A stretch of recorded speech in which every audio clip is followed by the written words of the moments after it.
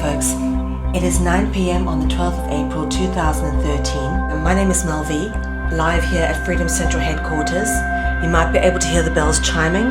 That means it is time for me to call in Jordan Maxwell, who has kindly agreed to give me an interview. And this is a unique opportunity because I've been trying to speak to Jordan for many years and get a proper recorded interview with him. So let's give him a call and see what he has to say.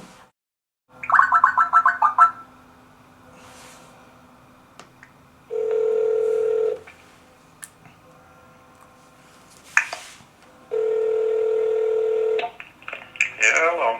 Hello, is that Mr. Maxwell? Yes. Hello. Hello, Mr. Maxwell. It's Mel here from Freedom Central. Thank you very much for agreeing to speak to me this evening. I've been trying to speak to you for quite a few years now. I don't know if you've ever gotten my emails, but I just keep finding whatever ones I can on websites and emailing them, and I've never really got a reply. Well, you finally got me. Yeah, you finally. I'm so You found thrilled. me. Thank you so much.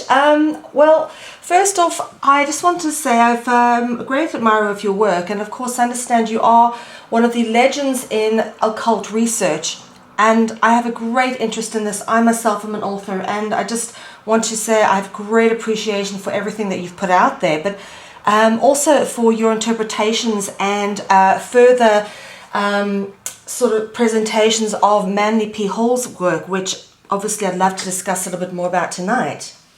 Mm-hmm.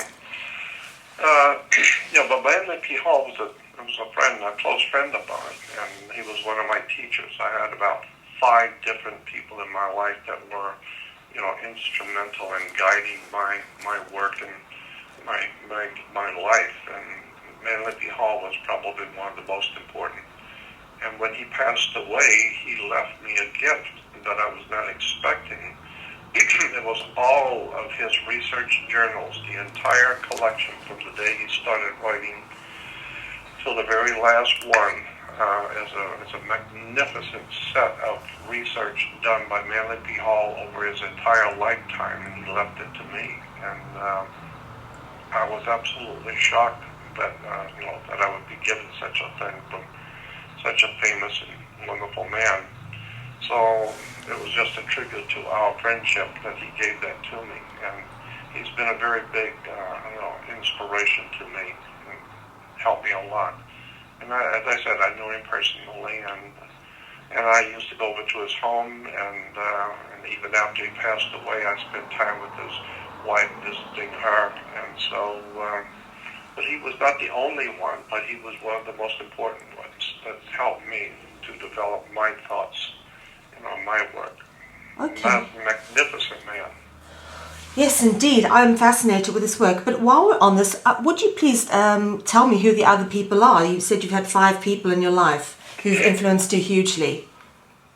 Yeah, well, the other one was, outside of Manly P. Hall, was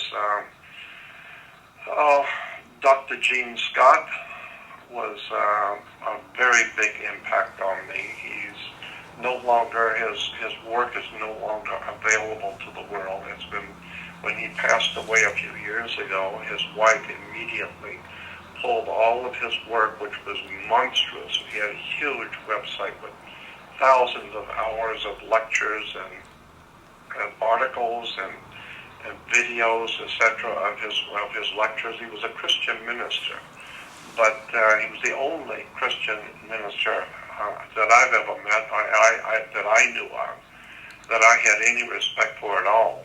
But he was an extraordinarily brilliant man, and I didn't necessarily adhere to all of the Old Testament articles that he was talking about, but they were so incredibly well presented. Everything he ever presented in his work was so so well detailed, and his thinking was just brilliant. Of course, he had 2 PhDs from Stanford University, and he had the background to all the languages, and so he was just astounding. As a Christian minister, I thought that there was nobody in the world like him. a lot of people would make fun of him because he wore silly clothes on television. He wore silly hats and smoked cigars and act ridiculous sometimes. But he said more than one time on television that the reason he dressed the way he did, and he would wear silly hats and interesting hats and wear different kinds of sunglasses and smoke cigars. But he said the reason I do that is because it offends Christians, and since they offend me, I want to offend them, and I don't want anyone with a silly mentality to judge a person by their looks. And so I dress the way I do and I act the way I do so that people who are ignorant will not watch me.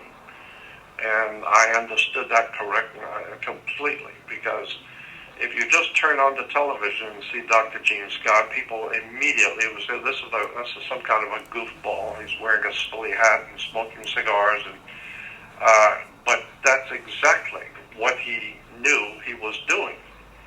And so it's only for those people who were sensitive enough and enlightened enough and evolved enough to listen to what he was saying, then you find out this is an incredibly brilliant man and extraordinarily well-versed in all the ancient languages. And so he just blew my mind from the day I first met him. Wow. And I followed his work. But incredibly, when he passed away, his wife removed everything he's ever done off the market forever. So nobody will ever again be able to, learn from a profoundly important man as Dr. Gene Scott. However, I made it my business to download and buy everything he ever did. So I have virtually every video and every lecture and every book and everything he's ever done. I have it all, and it's all digitized, and that's countless thousands of hours of his lectures and books, etc. And so I listen to them all the time. But I think what a travesty for his wife to pull everything off the web so that no one will ever hear of his work again. For sure. But at least I've got it. So that was, at least I have it. And so I want to make it available to the whole world. What I was thinking about doing is I've got a terabyte of lectures, videos, audio lectures, thousands and thousands of hours, maybe as much as 7,000 hours of all of the great teachers that have in my lifetime, all the great masters and teachers and lecturers and scientists and all that they have ever done. It took me many years to collect it all, and a lot of money to collect it all, have it all digitized and put into a terabyte. But I have all of the great minds, all of the great teachers, everything they've ever done. I've collected it all, and I've often thought I'd like to make that terabyte available to the whole world. So I might do that. Pretty soon. But let us know when you do. I'd be interested in getting some of that. Yeah, this would be an incredible collection. I mean, absolutely. I've got everything Terence McKenna ever did. Wow. Dr. Stephen Haller, the great Gnostic minister, everything he's ever done. Just maybe 35 to 40 major names of major people that have contributed awesome work to the world of research and lectures, etc. And I've got them all. So, because I wanted to know. A lot of people are interested if it happens to fall in their lap and it's in their face. They may listen to it for an hour or so and find it interesting. But I am a student of the occult. I am fascinated by wisdom and knowledge and understanding.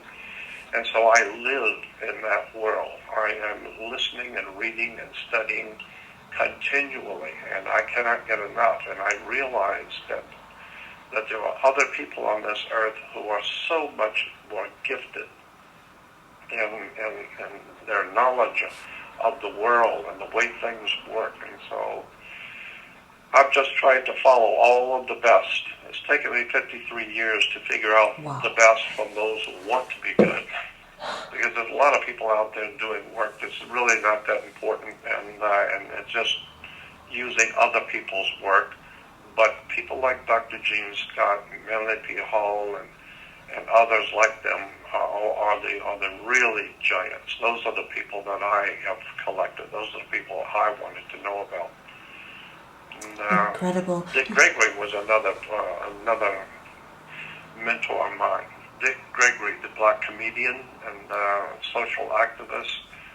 Dick Gregory was astounding. He still is. He's an older man now, but he's still out there. If you go on the web and just type in YouTube, type in Dick Gregory, and just listen to him and tell me if he is an incredibly brilliant man.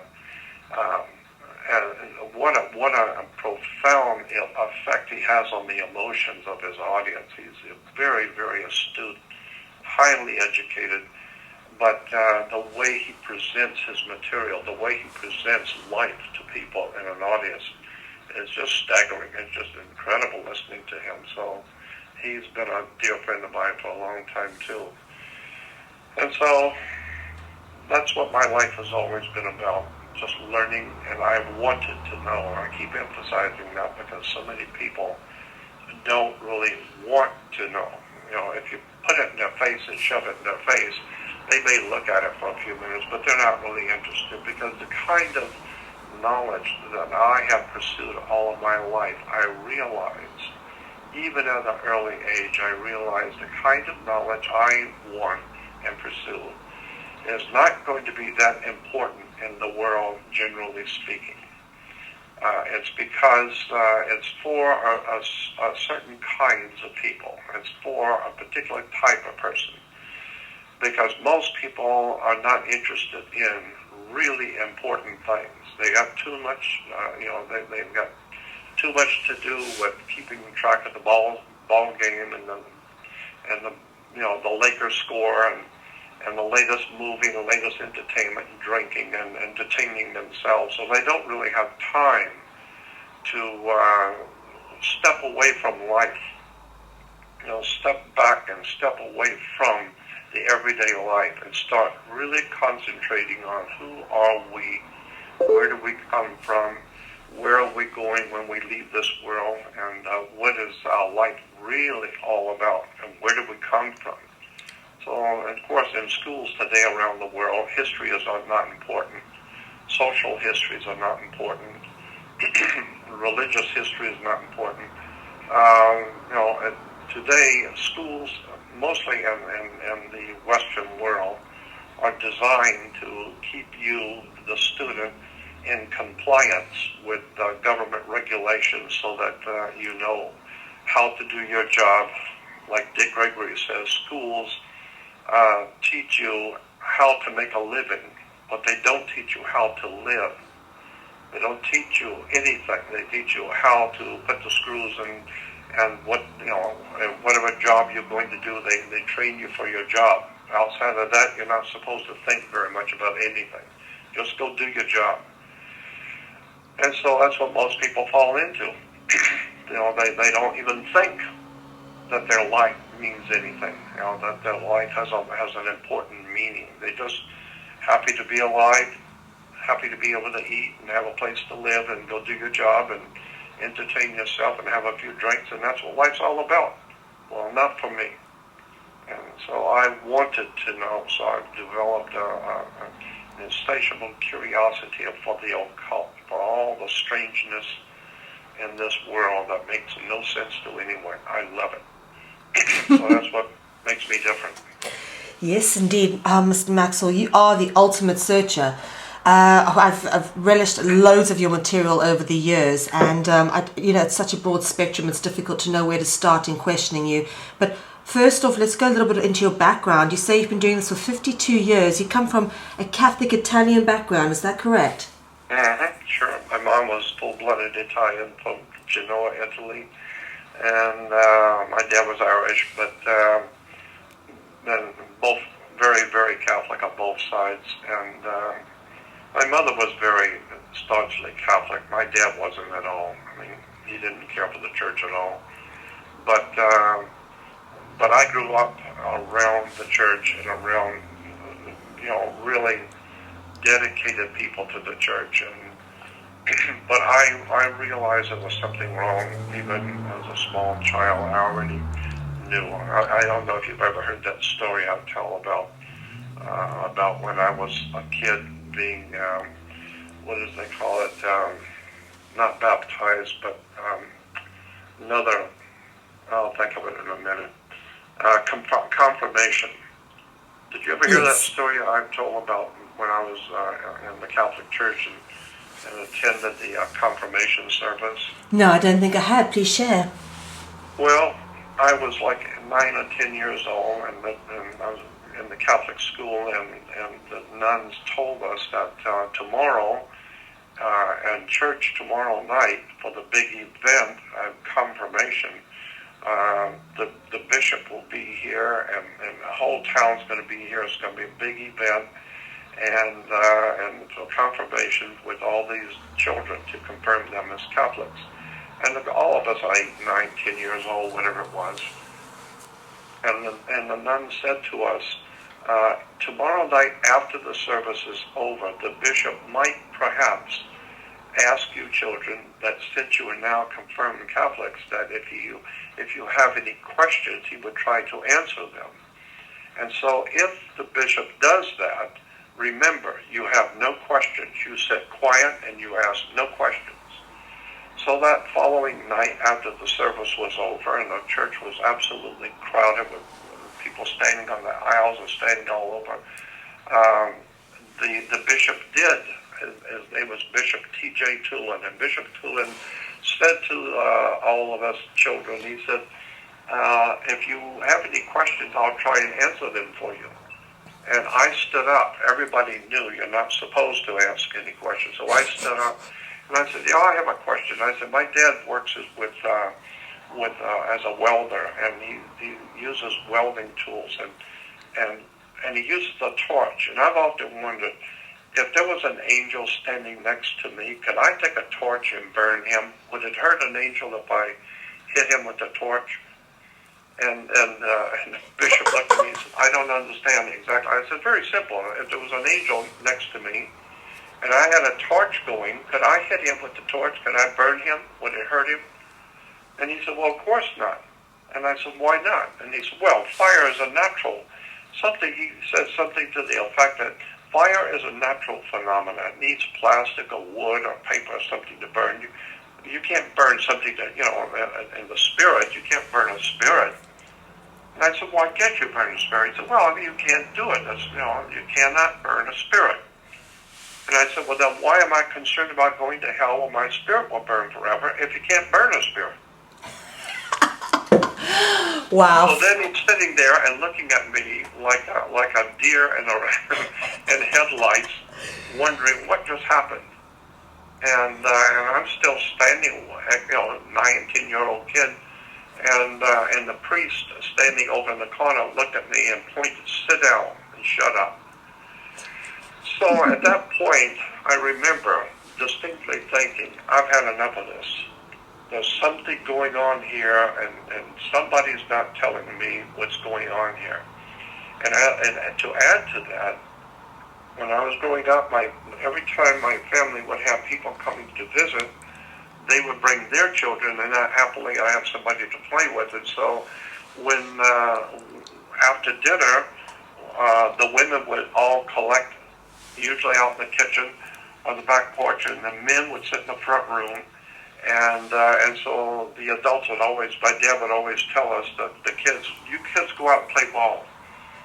Well, I told my dad many times, I'm not interested in playing ball. I want to know what you guys are talking about while we're out playing as kids. I know you want us to go out because you want to talk about something you don't want us to hear. And I don't want to go. I want to hear what you're talking about. And So finally, my uncle, who everybody loved, all the kids knew him, and everybody loved my uncle. He was that kind of person, and so he would get up and say, "Well, I'm going to go out and play with the kids." Well, if my uncle's going out to play ball with us, then we'll all go. And so all the kids would follow him out, and then a couple of the other guys would come out, and now we're really interested in the game of what we're playing. And then they would quietly slip out and come back in, and we are already out there playing. So it was a great idea. It gets us out there and gets us going, and then they quietly step back out. And it was a good trick, and it worked. But I remember that, and to today, you still see that happening today. When the President of the United States is at a ball game or a football game or watch, some big game on television in America, you see movie stars there. They always zoom in on the president, the vice president, or some big official, and he's at the game. Well, that's the same idea. See all of our leaders, they're out there at the game too. And so that's why we should all be out there at the ball game with our president and the vice president and the big movie stars, because they're all interested in the game too. It's just a ludicrous on the face of it. And so my feeling is, while everybody else is out at the game, I want to know what's going on at 3 o'clock in the morning that nobody's telling me about. I want to know about the secret groups and the secret meetings that's held, at 2 and 3 o'clock in the morning, 4 o'clock in the morning when nobody's around. I want to know what's really going on, who's paying who, and what's actually happening, because I'm not stupid, and I know how this world works, and I'm not stupid, and I'm not going to buy into go out and play ball. I don't play ball with anybody, period. I'm not a team player. I didn't come into this world to be a team player, to go along, to get along. I don't need that. Yeah. So I've never been able to fit in, thank God. And now I don't want to fit in, because I know what it was I was rebelling against at an early age. I don't like conformity. I don't like uniforms. People become very, very bad when they have uniforms. I mean, they take a lot of criminals and bad people to start with, but my God, when you put a uniform on them and give them the imprimatur of government and give them a badge and give them a gun, now they're still a criminal. They're still the same people they always were, but now they got a badge. Now they got a gun. Now they have the imprimatur of government. And now you are going to pay, because they've never been able to get a job anywhere. They've never been worth anything. They've always been criminals and ignorant. But now they've got now they have the official imprimatur of government, and they've got a badge and a gun. So now they're going to take it out on their fellow man. So that's what's happening all over the world. People who have no care about the human race. They have no spiritual grounding, no intellectual grounding. They have nothing on their personality that would recommend them to the human race. But they do have a badge, and they are in charge of government, and they do have guns, and you don't, and they're in charge, and you're not. And like George Carlin said, it's a big club, and you ain't in it. So that's why I just look at the world the way it is, and I know where it's going. You don't have to be a brain surgeon or an astronaut to figure out where the world is headed. And so it's frightening to me. But I understand it. And one other thing I would throw into is the fact that I have never tried to accumulate anything. Even at a young age, when I was asked by adults, what are you going to do when you grow up? I said, nothing in this world. I don't want a home. I don't want marriage. I don't want a new car. I don't want a job. I don't want none of it. Period. There's nothing in this world I am interested in at all. Period. And that's always been my feeling. I'm fascinated with knowledge, with the dark secrets of the world, how the world came to be, what's really going on the earth, who really runs this planet, where did we come from, how did we get here, who are we, and Those are the kind of questions that I've asked myself all my life. And happily, I wanted to know. So I have been in the company of brilliant people. Most of my life I've been in the company of extraordinarily interesting and brilliant people who have done work, who are masterful researchers, and writers, and authors, and lecturers, and teachers. And then I've also been in the company of incredibly important people in the dark side. I've sat with mafia officials and mob people and all kinds of politicians and industrialists, and so I've seen the gamut. I've run the gamut. I've seen it all. I've been around the world many times speaking on my subjects, and I just look now over the past 53 years of my life and pursuing what I do. And I'm just fascinated with how much the world does not know what's going on.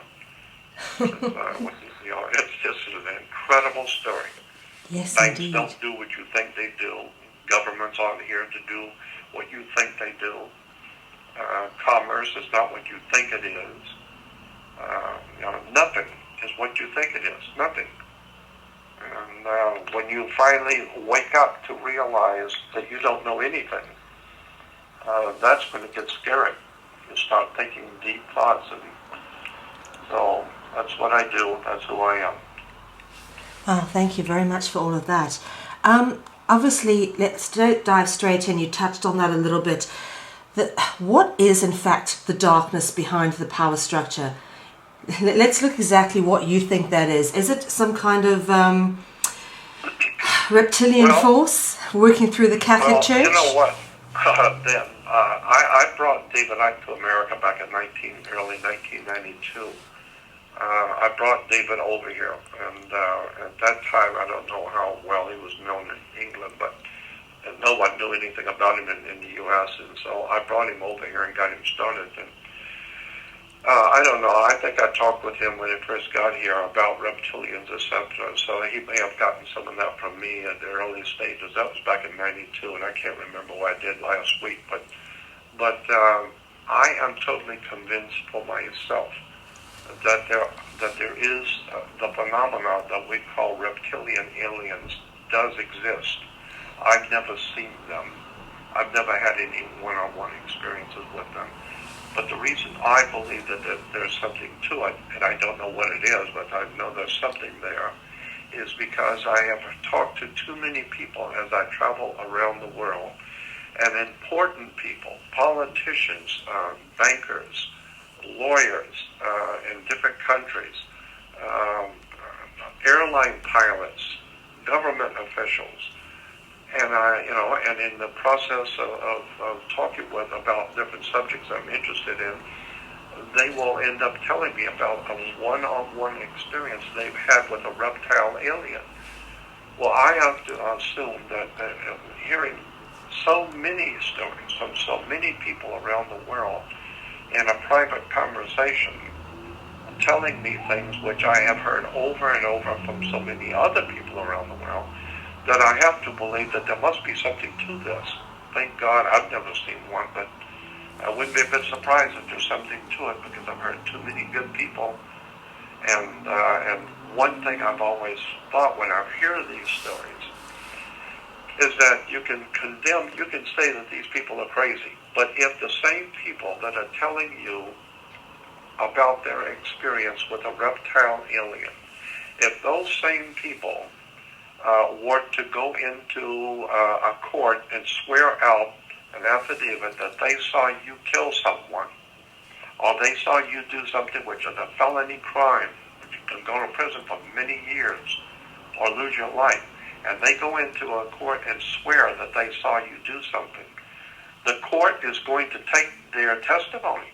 They may be lying, but their testimony will stand, and you will have to prove yourself innocent, because they are saying they are an eyewitness, and the court will take that. The court will accept their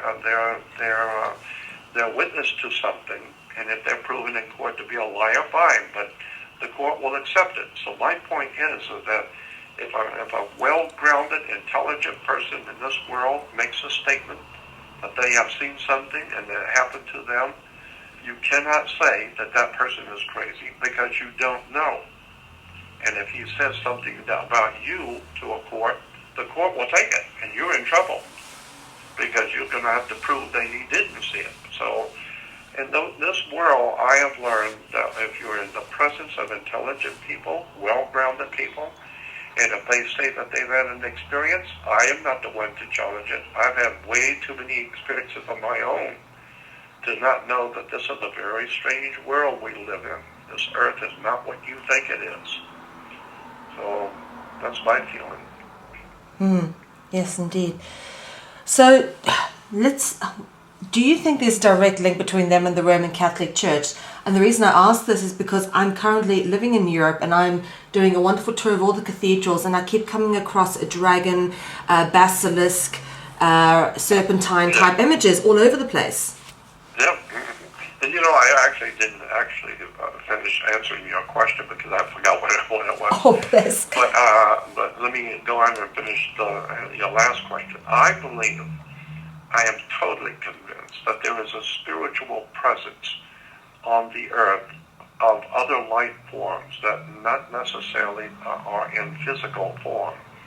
Because I understand enough about energies and frequencies and energies and the electrical frequencies and gravitational force fields, which are there. You can, if you have a set, you can turn on the television and see movies and sound. Where does that come from? Well, it's in the air. And so there are movies going on all the time in the air by the thousands. You just don't see them. But if you have a television set designed to pick up that frequency, you can see movies and hear and hear music. So it doesn't mean that just because you can't see it, it's not there. Well, the same thing is true, I believe, that there are spiritual powers on this earth who are highly intelligent, who have come here from somewhere else out in the universe.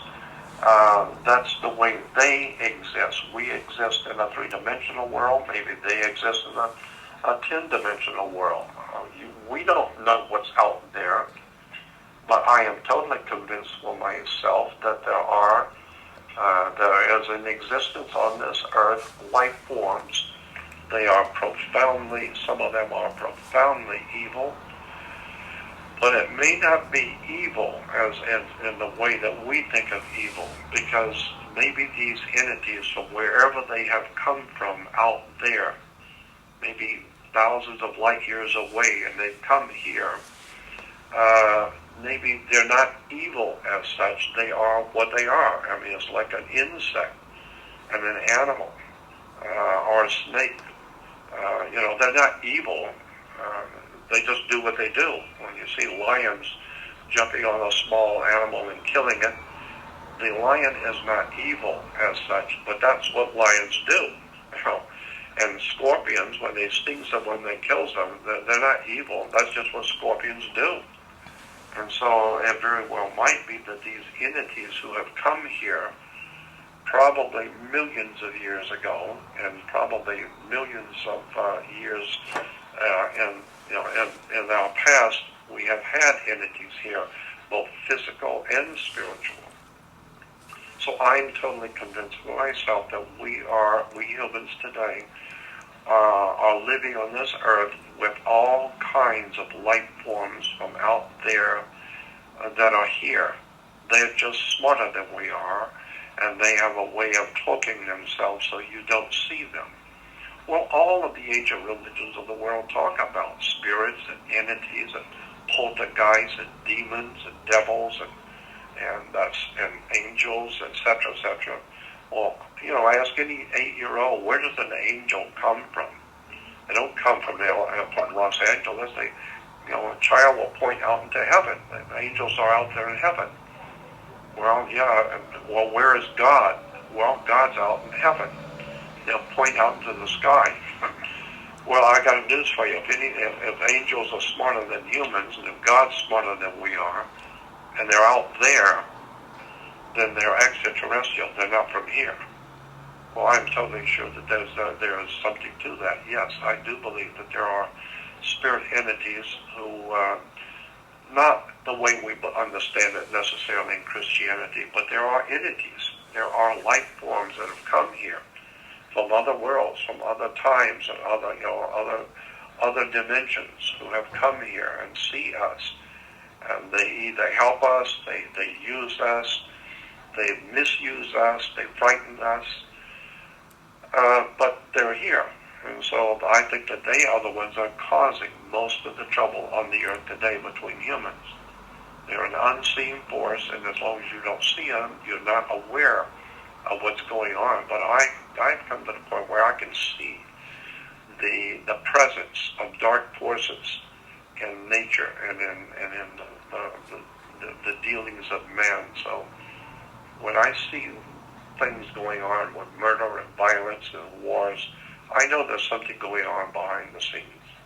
Because humans left to themselves, don't act like this. So if there's some kind of a major violent wars going on, there must be some kind of an unseen force behind mankind driving us to kill ourselves. So in that way, I'm totally agreed with the Christians and Jews and even the Islamic world talk about the jinns and the other spirit world. I don't call it supernatural. That's not a correct term. I think the word is preternatural. Preternatural means not of this world, not of the fleshly world that we live in, but they are just equally as here as you are. They're just not in the same form you are, but they're watching you. They can manipulate you. They can harm you.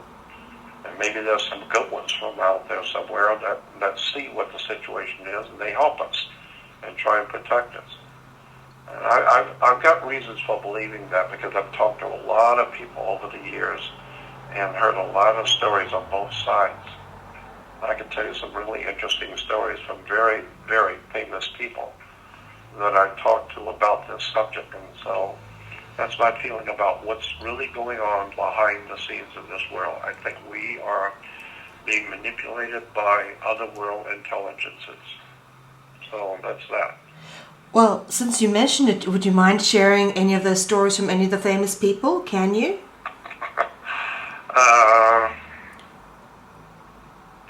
One in particular I was thinking about as I was talking to you, but I told them I would never say anything publicly. But basically it was that a very famous president of our country at one time had a one-on-one experience with aliens, and from a totally another world. And I was told about it, and that president made comments even in the public about aliens and suppose there were aliens here. Well, I've heard from people who were next to him that the reason why he was talking about aliens is that he had a one-on-one experience when he met them. And so, and they told him that there were good and bad ones here. They were good and they were trying to help humanity, but they told the president that there were bad ones here too. So I thought that was interesting because I already believed that anyway. So, and I've heard, like I said, I've heard from many different important people around the world who have seen aliens and talked with them. And we actually had one come in our bedroom up at Area 51. I know a lot of people have heard about Area 51. Well, let me tell you something about Area 51 because I've been there over a dozen times. There is no doubt that there is extraterrestrial presence at Area 51. No doubt in my mind, because we've seen them. When I was up there, I had an experience with two other people that I went up there with, and we had an alien come in our bedroom in the motel. And so when people talk about aliens up at Area 51, I don't believe there are aliens there. I damn well know that they're there. we saw one come in our bedroom when we were staying up there. What did it look like? It happened, as a matter of fact, there's a video out on YouTube, and it's called Alien 51. There's a video out on YouTube called Alien 51. Go onto YouTube and find it with Jordan Maxwell, Alien 51. And about halfway through the middle, there's about a 15-minute interview that I and Paul Tice, my publisher friend, who was with me that night when this alien came in our bedroom. And there was a lady there too with us. It was Ivy West, and she was with us too. She's in Hawaii. But we were interviewed. Paul and I were up in Area 51 in Rachel, Nevada, and we got to talking about what happened to us. And one of the guys up there said, well, why don't we go outside and film this interview? So everybody went outside, and it was a beautiful evening, and they set up the cameras and everything. And so Paul and I sat out there and talked about our alien experience there in Area 51. And so, and it's right there on YouTube. You can go out and check it out. It's called Alien 51. And we explained the whole thing. I don't have to go into it. We explained the whole thing Sure. on that video. Okay. So let me ask you, Mr. Maxwell, with regards to the ultimate stranglehold on our planet. Okay, so yes, we've got some kind of dark force, but it's working on a 3D level. Would you say that is through the Western priesthood and the church? Yes, I think that is probably the basis for all of the darkness that's going on the earth today is because of the church. Because the church is not what you think it is. It has nothing to do with spirituality or God. The church goes all the way back into the Roman Empire and the Phoenician, Canaanite, Ugaritic, Syrian, ancient gods of the ancient Middle East, and then from there you can go back even further into the Sumerian, the Akkadian, the Babylonian empires, and all of this is dealing with occult forces, ancient gods, etc. And it's always been a way to manipulate, exploit, and keep mankind in compliance with the gods. It's an incredible story of how the earth has evolved. And if you go back to, I was in business. I don't know if you've ever heard of the work of Zachariah Sitchin. Yes. Well, I was in business with Zachariah Sitchin. I sent him to 5 countries. I got a couple of his books published for him, and he and I were very close friends, and we used to talk about this kind of thing, about what's going on the earth and who's behind it. And I've learned some phenomenal things from Zachariah that's never been told public, and about what he actually knew as opposed to what he was able to talk about in his books. He knew a lot more and was a lot closer to all of it than you would suspect. He knew a lot more about the whole situation than what he wrote in his books. But I asked him about the idea that there were aliens here.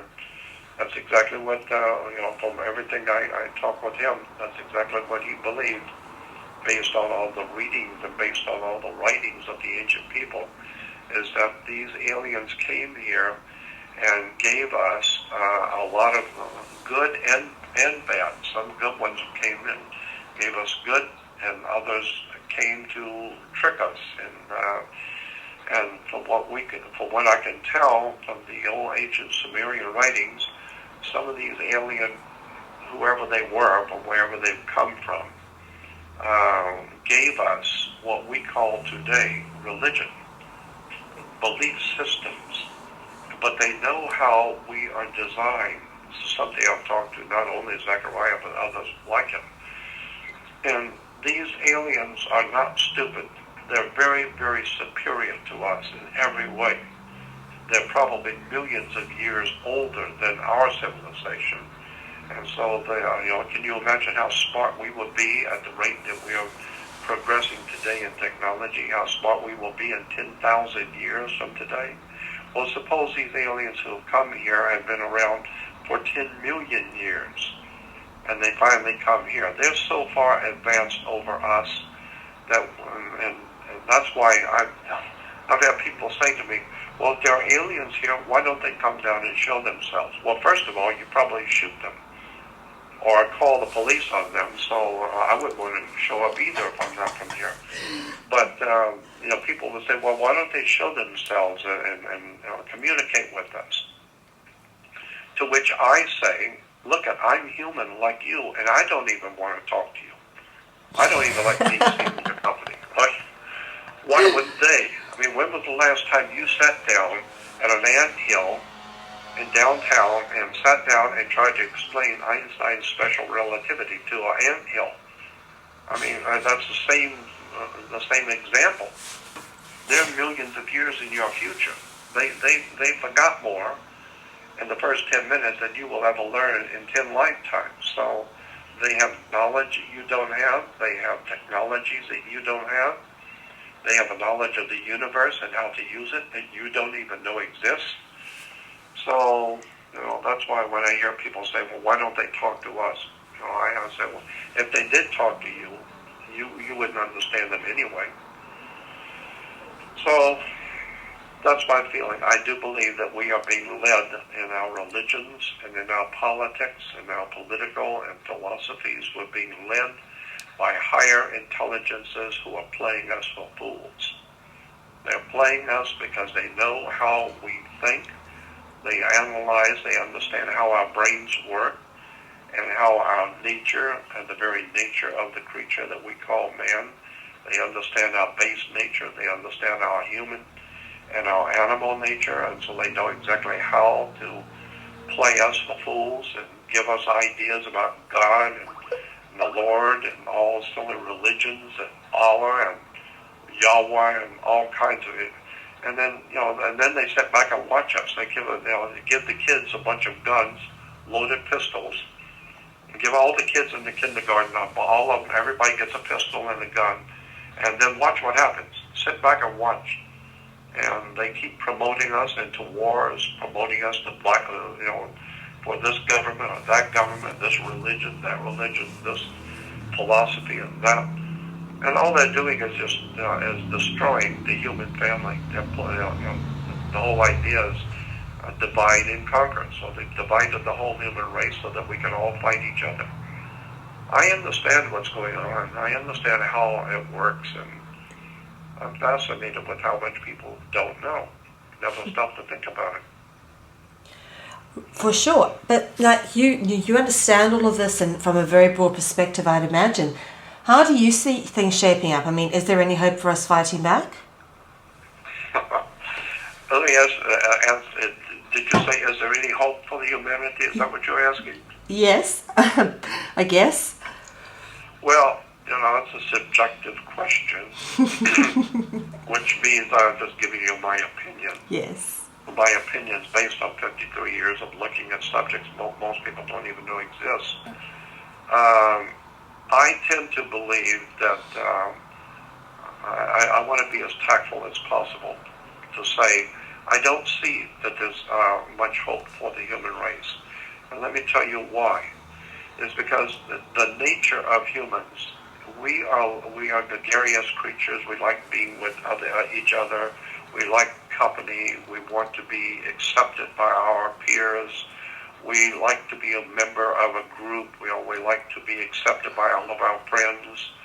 We need to have each other. We need each other, and so we, as a species on the earth, as a creation on the earth, we're like the animals that's out on the Serengeti plains of Africa.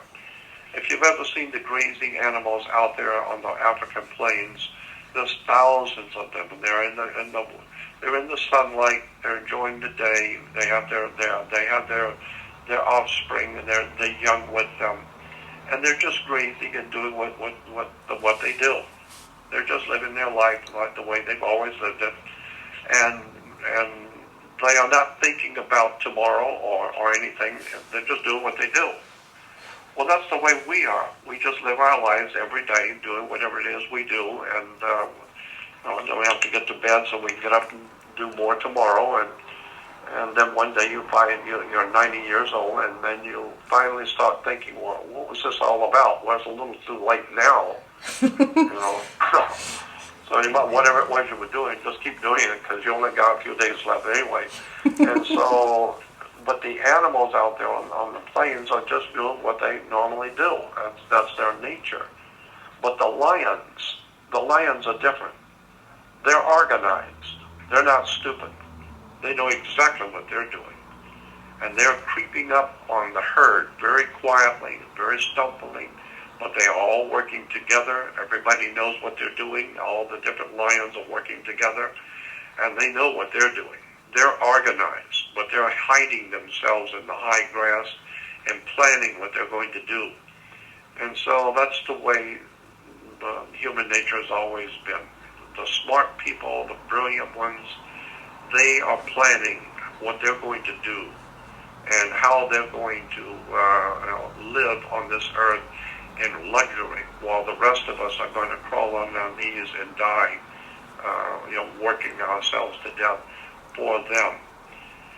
And so I don't think, I think it was Ludwig von Mises, the great European economist, said in one of his books, he said that the human race has always, in every area and every age, the human family has always supported a dictator. They are now, and they always have, and they always will support a dictator.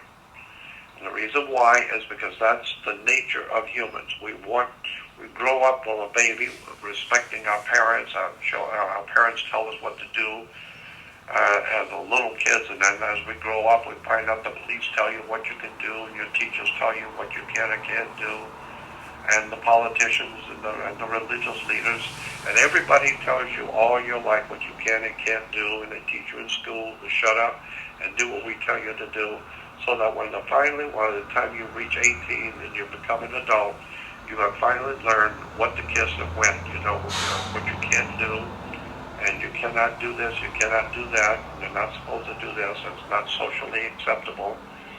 And so from that point on, the dark forces of the world can manipulate and exploit you because you don't even know what you're doing. All you're doing is just going along with what everybody else is doing. But not me. I don't feel like an animal out there in the Serengeti plains. I know there are lions out there. I want to know where they are, and I want to know what they're doing, and I want to make damn sure I'm nowhere near when they make their move. And so I'm not a team player. I know what's happening. I know why it's happening, and I know these things because I wanted to know. Most people are not interested to know. So. Well, what I would say, Mr. Maxwell, is there are more people who are actually becoming interested in this knowledge because of people like yourself. And this is why I guess I'm a little more hopeful, because I do see every day more and more people picking up books, watching videos, watching perhaps things that you've done in the past or that other people have done, and learning. There is definitely a growing amount of people who are learning and also shifting that need to be accepted. You know, that whole ego paradigm that you've just described. I do see a lot of people moving out of that now, not feeling the need to fit in because they realize it's just groupthink mentality. Yeah, I always say in my lectures that the only light at the end of the tunnel is a train coming. That's funny. And then I just a couple of days ago I was speaking at a conference here, and they brought that up. And one person in the audience said, "Well, Jordan, there's a lot of people awakening now all over the world." And I said to them, "Yes, that's what happens in big prisons. Every morning, all the inmates begin to wake up. But when they do wake up, they're still in prison, but now they're awake." And so that's my feeling. Yes, there's a lot of people waking up, but it's way too late. Way too late. We should have, mankind has been under an arrested development for hundreds of years, probably thousands actually.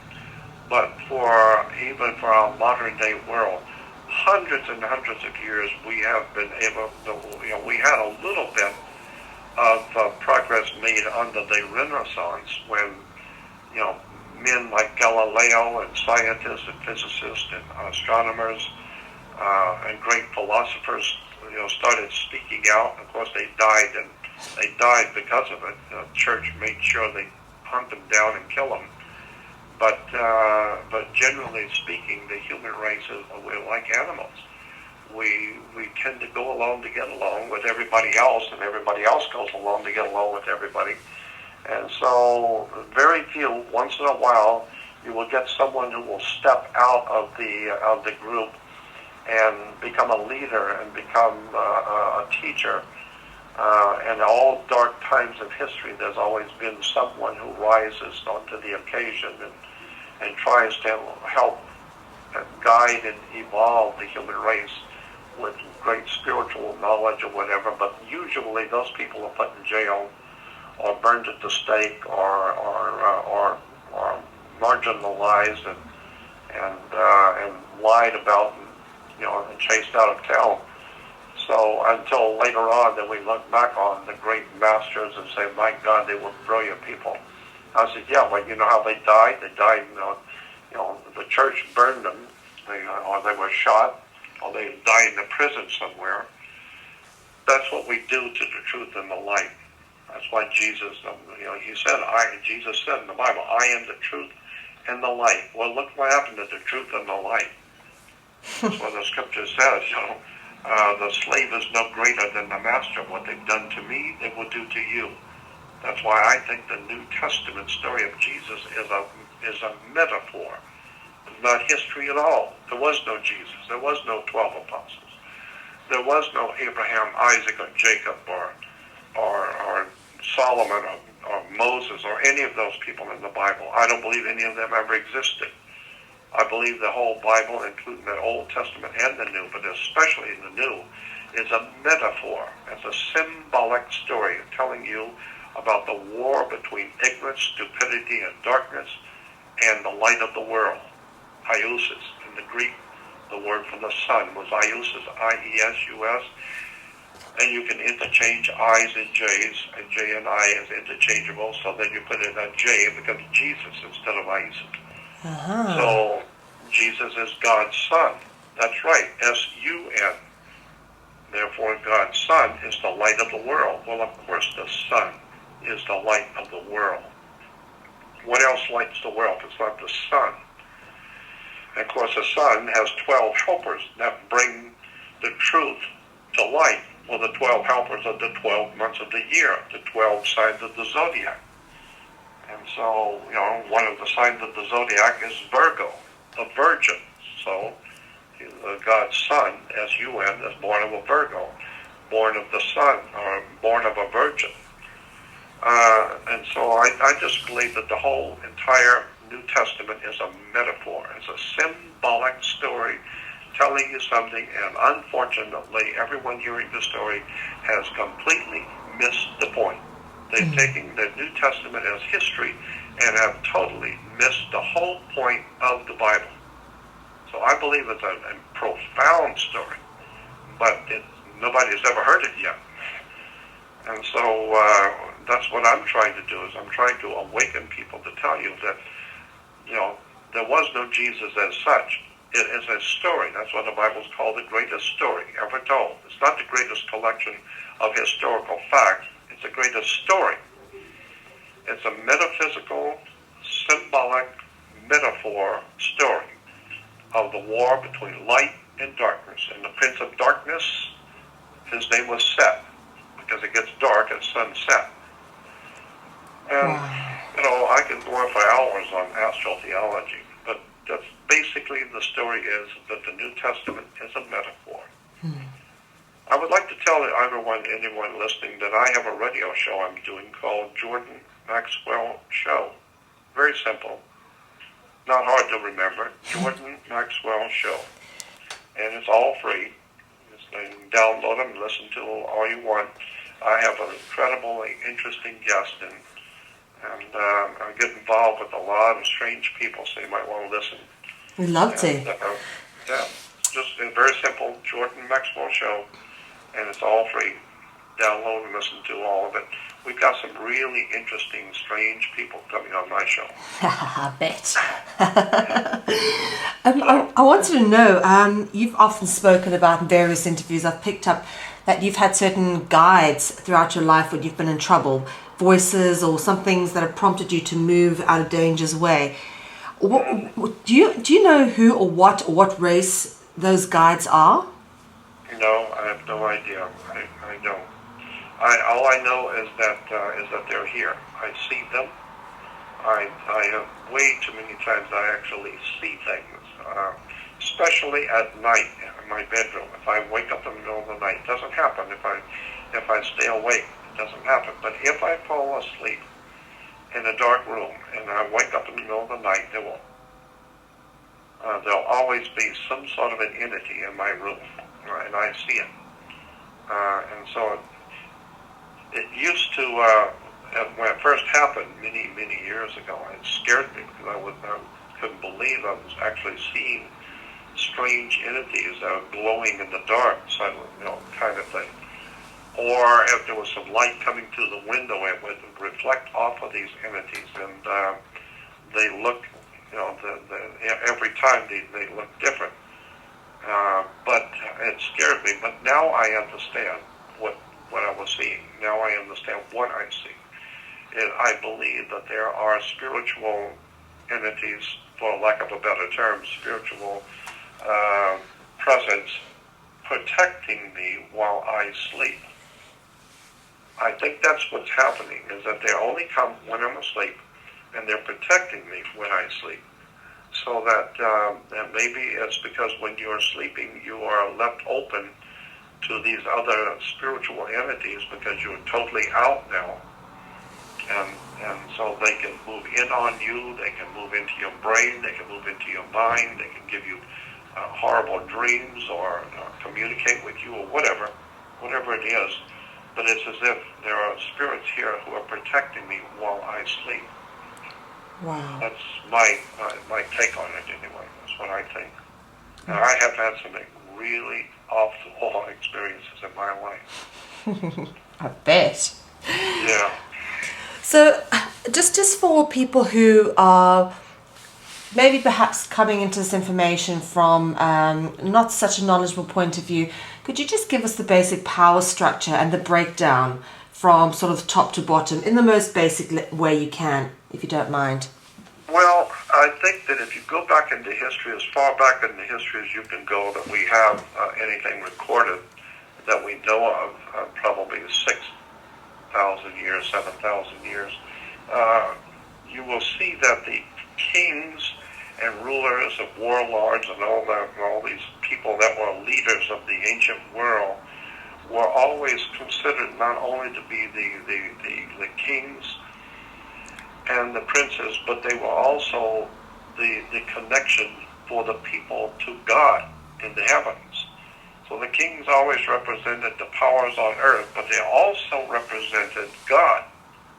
And so the people would always see their leaders as godly. They were their kings were connected somehow to another world out there. Their king was connected to God. Well, I think there's something to that. In point of fact, I think that I'm totally sure that there was something to the idea that the people who lead the nations, the great kings and rulers, have come and gone for 7,000 years and even today.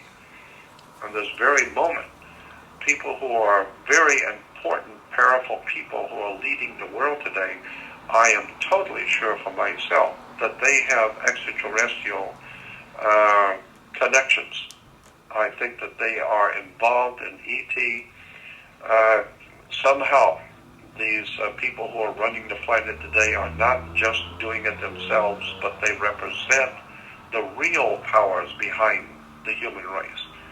So that's why it doesn't surprise me when I see world rulers and world political heads preparing for war, killing people by the thousands. are doing incredibly evil things on the earth and destroying the freedoms and the life of the human race, sucking out of the human race all life, all reason for living, and making their fellow man slaves and destroying everything in their wake and raping and plundering. I think that this is actually extraterrestrial life forms behind the world scene, behind these powerful people who are driving them, who are manipulating them, and very well might in fact be the ET themselves. Because I'm sure that there is something to the Bible's talking about that in the beginning in Genesis. I mean, that's a whole story in itself, how these extraterrestrials or alien life forms can make themselves look like humans. And that's in the Bible. That's in all the ancient religions of the world taught the same thing on that. That we are merely the offspring of the gods. And I think that's exactly I think that's the truth. That's exactly what's going on, is that they created us.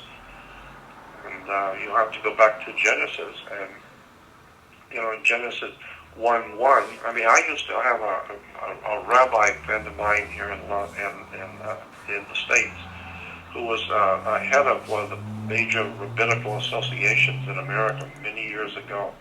A very important rabbi in America, and he and I used to talk about these kind of things for hours on end. And it was he that told me, this was back in the early 60s, it was he that told me about how to read the Old Testament. He said, there's no place in the Bible, in the Old Testament, there's no place where it says that God created man. It doesn't say that. And I was kind of shocked hearing it from a rabbi saying God does. And I said, what do you mean? He said, well, I'm just telling you that there's no place in the Bible that that says God created man. So he explained to me, he said, go back and read it correctly. And the scripture says, first of all, you need to understand that in Genesis 1:1, the very first scripture in the Bible is incorrectly translated in English.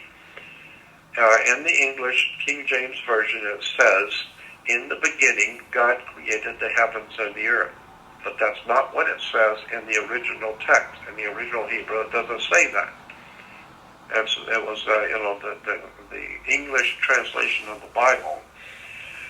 The English translators were brilliant on the King's English, but they didn't know that much about ancient Hebrew and Greek. So they made some mistakes in their translations.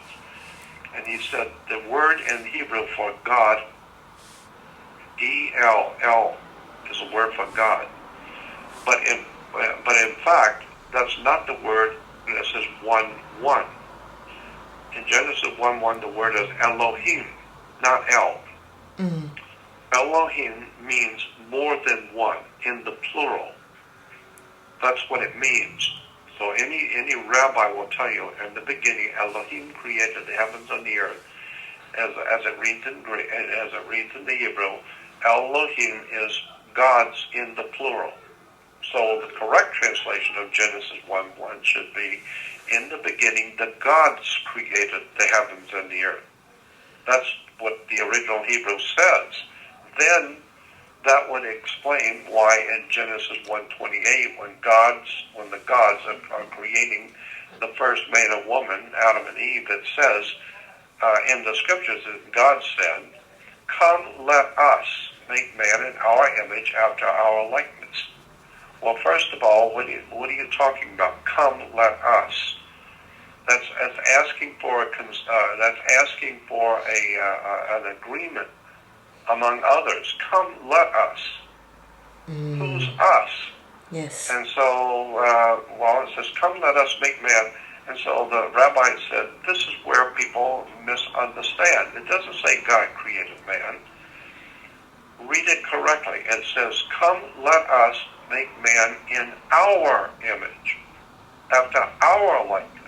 Not make man, he's already here.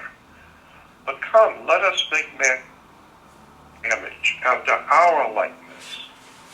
And so and that it's basically saying that the man already here, but that somebody came here, whoever these Elohim, the gods were.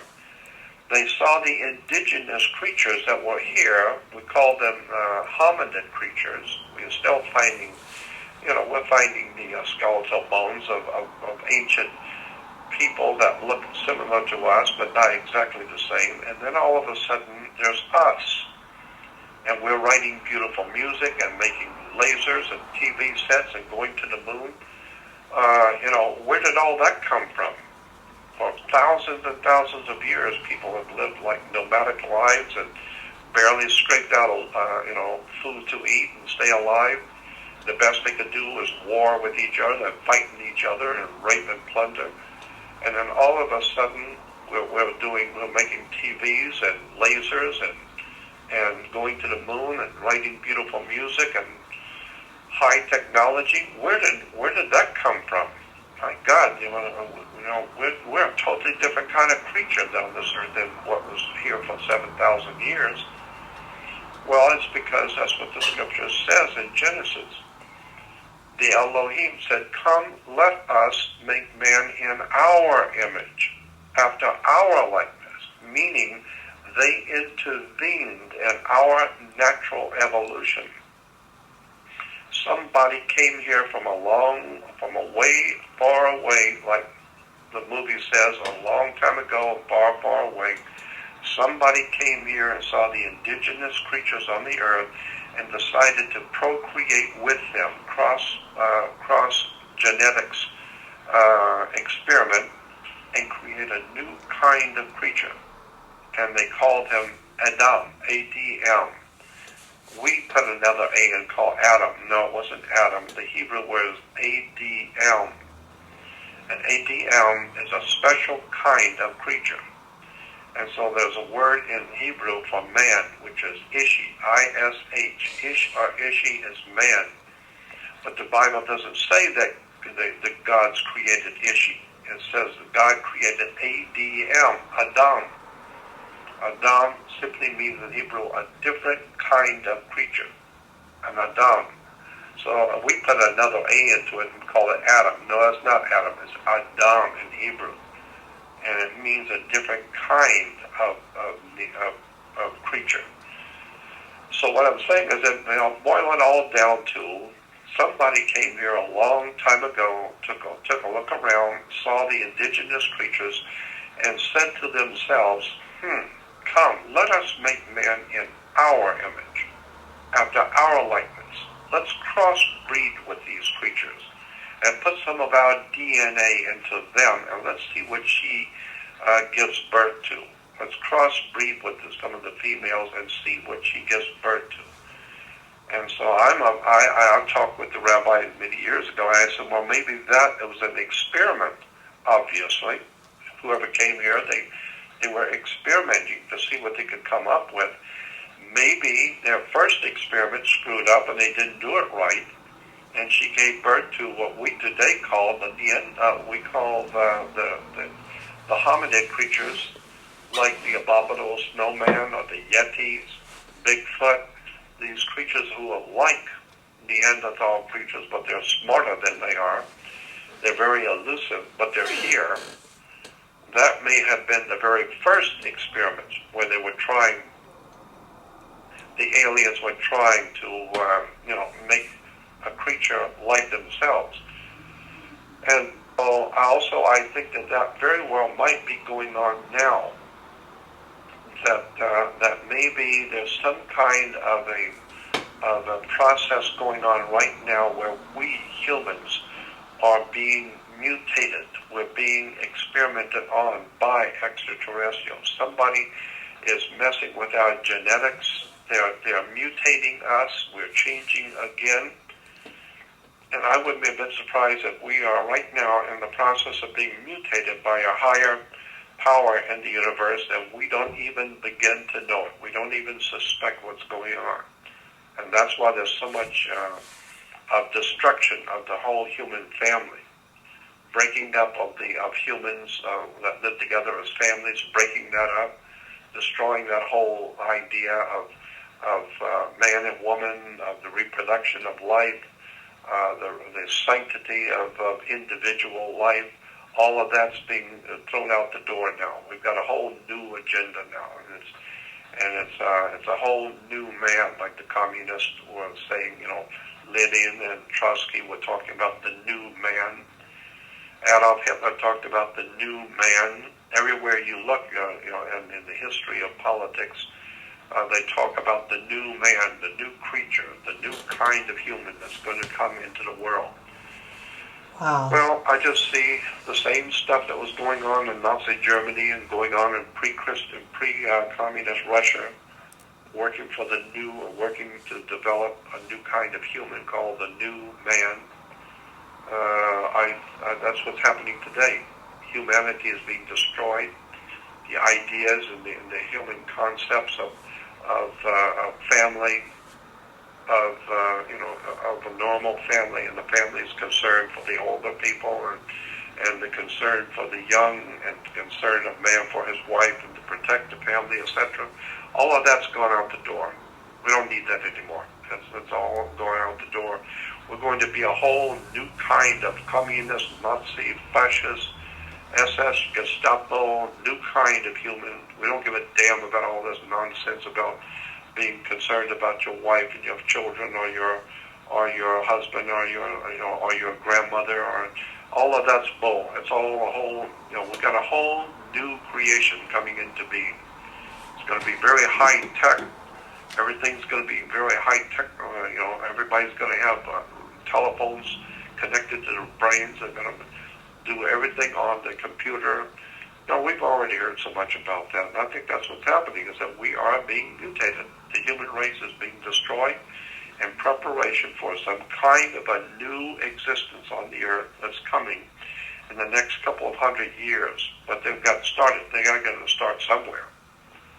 So I think that that's what's going on today, and that's why a lot of people are being killed in wars, because the powers that be on this planet know that they're going to have to try and change the whole superstructure of the earth, the way things are. And so the first way to do that is with war, because nothing changes the world quicker than war. So I use the example that if you were the captain of an ocean liner, or the captain of an oil tanker, these massive ships. Well, that's what that's what governments are. They're called a ship of state. If you want to be on that ship, then you are referred to as a citizen. It's called a citizenship. Yeah, and so therefore you have a sportsmanship, a courtship, sportsmanship, you got a scholarship. Everything is a ship, because the state is called the ship of state. Well, if you've got a big ship like the UK, that's a big ship on the high seas of the world. Well, if you're going to turn an oil tanker around and turn it to the left or right, you better plan that at least 8 hours before it happens. And you're going to have to start turning that massive ship very slow. You're not going to move it like a car. It's very heavy, very big, and it cannot be moved very quickly. So you better know what you're doing. If you're going to be a captain, you had better understand what you're doing.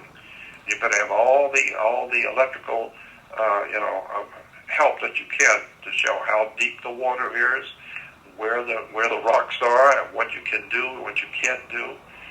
And so if you're going to turn a ship that size, you better start 8 hours planning it, 8 hours before. So that's what's happening on the world today. Our world is being changed right in front of us, but we don't understand any of it because we don't know much about it, and besides, there's nothing on TV about it. But we are being processed right now as a human family. Many areas of the world are being destroyed purposely. People are being murdered purposely to prepare for a coming generation 100 years from now that will be, in those areas. Certain places in the Middle East, you've got to get rid of the people because there's going to be a whole different kind of civilization. They're 150 years from now. But you got to start somewhere. So this is the way the world governments think. You know, Yeah. I've said so many times before. You know, big corporations like General Motors and Ford Motor Company, or Sears, or any of these big corporations, they don't get up in the morning and go to work and figure out, well, what are we going to do today?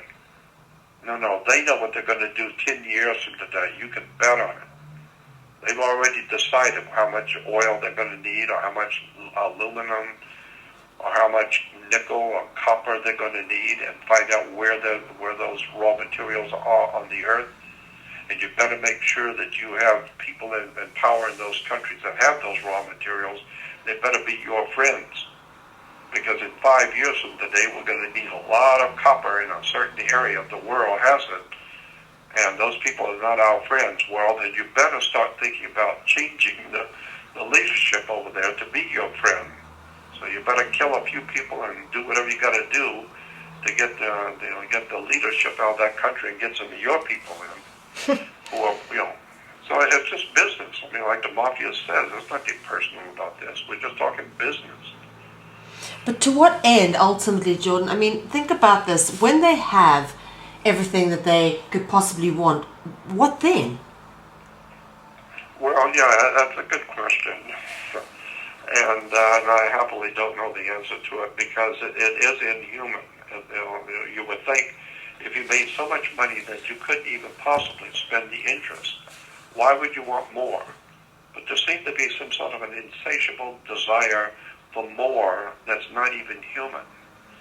And so I think it's probably, as I said before, I think it's probably we're being led into all of this by unseen forces. I've had some very powerful people in the U.S. government, right at the very top, tell me about their one-on-one experience with other world entities. So I know that the powers that be on this planet know what I'm talking about. The ordinary person in the street may think I'm crazy, but I know there are people in government and in industry that know damn well what I'm talking about. And I wish I could say more. But so that's my feeling. That's my experience on the earth. That's what I think. Because I've seen too much not to know what's going on. You famously have said in the past that when we look at sort of the CIA, the FBI, they're all one intelligence apparatus. And when we think intelligence apparatus, we think Vatican. Could you elaborate a bit more on that? The CIA is actually a Knights of Malta, which is a Catholic Masonic order, a Vatican Masonic order called the Knights of Malta. You can look it up in any good dictionary, encyclopedia, go on the web and just type in Knights of Malta, and you will see it's a quasi-Masonic order in the Vatican. It's a Catholic order. It's not the only one, my God, there's tons of them, but it's one of the most prominent ones, is the Knights of Malta. Well, the Knights of Malta, Vatican, knighthood, the Vatican operation, during the Second World War, with Hitler in Europe, the Nazis were being promoted, feted, financed, and helped by the Vatican. The Vatican was desperately trying to protect and do whatever they could to help Adolf Hitler, because Hitler, they have in Germany it was called the Holy Roman Empire. When you talk about the Holy Roman Empire, you're talking about Rome. You're talking about holy. Well, then you're talking about the Pope. So the Holy Roman Empire is the papacy, and the papacy's armies were Germany. Germany is called the Holy Roman Empire. And so, and what was it? I'm trying to remember the date. But in the New York Times, there was an article back during the Second World War, at the very beginning of it, where one of the cardinals here in America made a statement, and I have it still. I have the photocopy microfiche of it. Then the New York Times, this cardinal in America said that Adolf Hitler has been chosen to be the sword of the Roman Catholic Church for the world. So Hitler has been chosen to be the sword for the church. So what he does, what he's doing in Europe, he does at the behest of the one who sent him. And then when you understand how the German Republic worked and the connections with the Vatican and the old Germanic Prussian connection with the Vatican and the Jesuits, and then later on, go do some homework on this, and you'll find out that Mein Kampf, the book written by Adolf Hitler, was not written by Adolf Hitler at all. It was written by a Catholic priest, a Jesuit priest named Father Stemple, S-T-E-M-P-L-E, I think it was. Stemple, S-T-E-M-L-E, Stemple. But just go on the web and go to any good dictionary and look up information on Mein Kampf, Adolf Hitler's book, Mein Struggle, Mein Kampf, and it was written by a Jesuit priest, not by Hitler. But that's all right. Karl Marx didn't write Das Kapital or the Communist Manifesto. He didn't write that at all. The Communist Manifesto was written by a group of men called the League of Just Men. The League of Just Men were in Germany, was connected to the Hanseatic League, had nothing to do with Karl Marx at all. And so the Communist Party didn't come from Karl Marx at all. But then there's all kinds of interesting information out there about the lies that have been told to the people of the world. And evolution, the whole theory of evolution, what was his name? What was the guy who's Darwin. famous for the yeah, Darwin. Darwin didn't write anything about evolution. He wrote zero, nothing. There was a man named Wallace, Henry Wallace, who actually went to all around the world, and especially in the Caribbean, South America and Caribbean, and studied for many, many years, studied animal life and insect life, and developed what he called these origins of the species. And it was Charles Darwin's family who financed Wallace. They gave him the money and financed him to do his research and live for all those years doing his research on evolution. And when Wallace there's a book out that tells the whole story. It's called A Delicate Arrangement. Look on the web and buy the book, or you may even be an ebook. It's called A Delicate Arrangement. It's the story of the real founder of evolution. Charles Darwin wrote nothing. Zero. Never wrote anything. But Charles Darwin was very wealthy, and his family were very wealthy, and so he had financed this Henry Wallace. And Wallace had done all the research and collected all the samples and wrote all the articles and everything on evolution. But nobody had ever heard anything about it. Darwin and his family knew that Wallace was doing it because they were financing it. But then Wallace became very sick. I think it was in the Caribbean, and he wrote to Charles Darwin and said that he knew he was dying. He was not going to be here much longer. He was too sick, and to please come quickly and protect his stuff because other people would steal it. So Darwin went to his aid, and when he died there. And Darwin picked up all of his papers, all of his research materials, all of his samples, everything, and packed them up and sent them back to England. And went back to England and then published all of his work, Wallace's work, and so it was attributed to him. He said that he wrote it, he did it, so he was the father of evolution. When, in point of fact, Charles Darwin never wrote anything, period, ever, about evolution. It was all somebody else's work. Well, Adolf Hitler didn't write Mein Kampf. That was a Jesuit who wrote that. And Karl Marx didn't write the Communist Manifesto, and somebody else wrote. Can I ask you, Jordan, what about the Protocols of the Elders of Zion? Who wrote that? Yeah, that's interesting because like everything else. There's more to that story than meets the eye.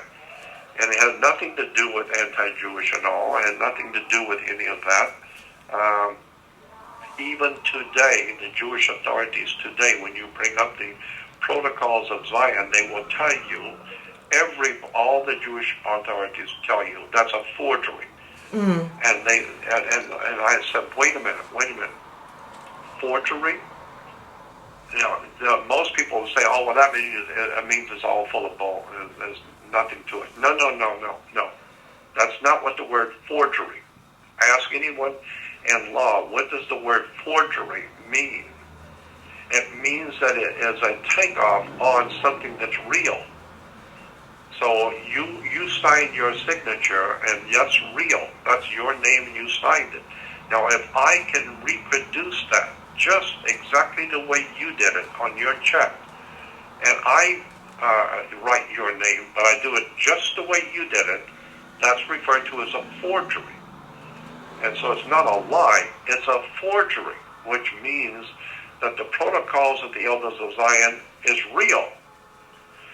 But it is not what you think it is. It's not from the people who you think wrote it. And so that's why the Jews today, Jewish authorities all over the world will tell you that's a forgery. They didn't say it wasn't true. They just said the people who supposedly wrote it, like the Jewish people who were the Jews who were supposed to have written it. No, they didn't write it, but it was written, and it is real, and it is legitimate, but they didn't write it. So that's why they say it's a forgery.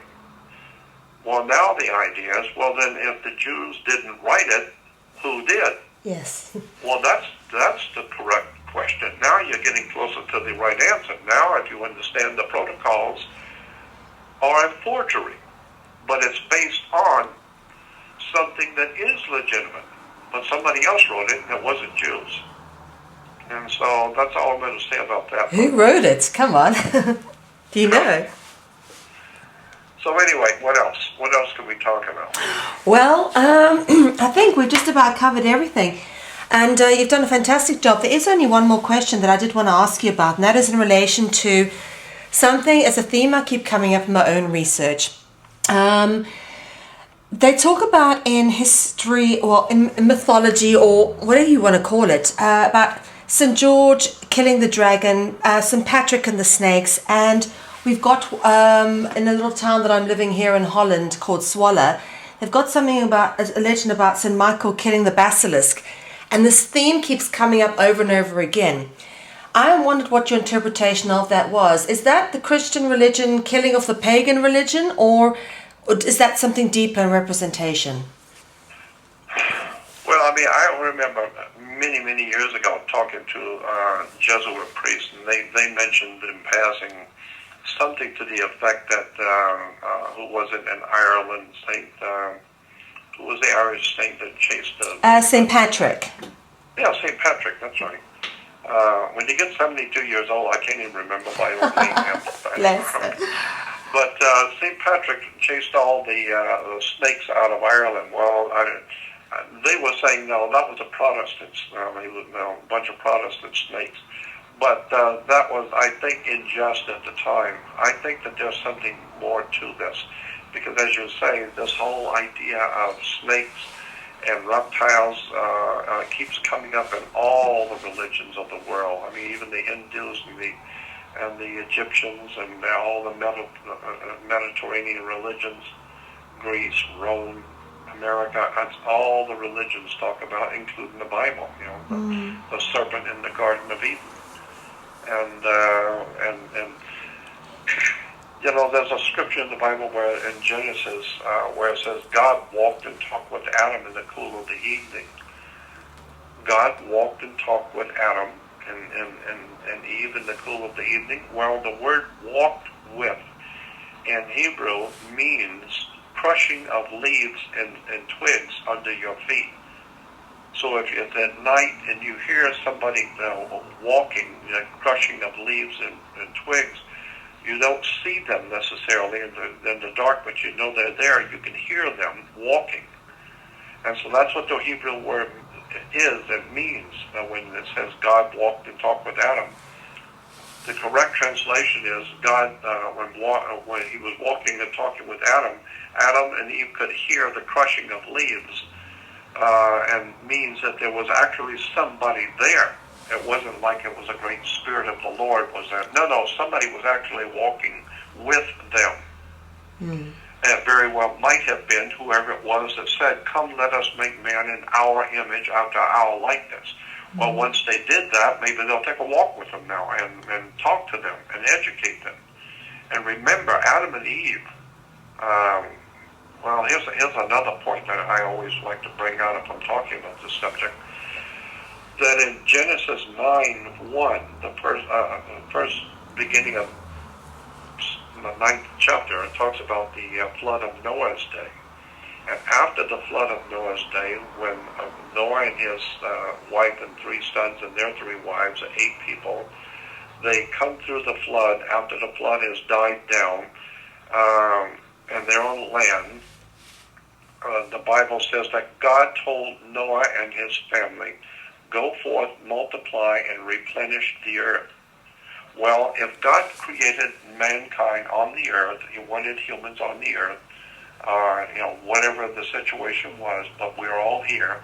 And then whoever was created us decided that we were a bad batch and needed to get rid of us because we were evil all the time.